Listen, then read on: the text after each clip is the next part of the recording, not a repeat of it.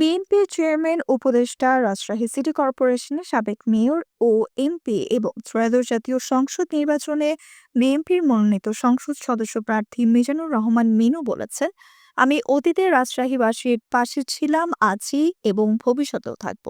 রাজশাহীর মানুষের স্বার্থের সঙ্গে কখনো আপোষ করিনি, করব না। শনিবার বেলা 11:30টায় রাজশাহী মহানগরীর 20 নম্বর ওয়ার্ডের বেলদারপাড়া মোড়ে ধানের শীষের প্রতীকের পক্ষে গণসংযোগ, প্রচারণা এলাকাবাসীর সঙ্গে মতবিনিময়কালে তিনি এসব কথা বলেন। মিনু আরও বলে, রাজনীতি মানে জনগণের কাছে যাওয়া, জনগণের কথা শোনা এবং তাদের সমস্যার সমাধানে মাঠে থাকা।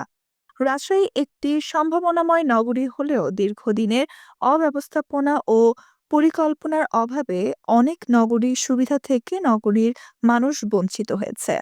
রাস্তাঘাট, ড্রেনেজ ব্যবস্থা, বিশুদ্ধ পানি, স্বাস্থ্যসেবা ও কর্মসংস্থানের মতো মৌলিক বিষয়গুলোতে কার্যকর উদ্যোগ নেওয়া জরুরি। আল্লাহ আমাকে সুযোগ দিলে নগরবাসীর সকল মৌলিক অধিকার নিশ্চিত করব।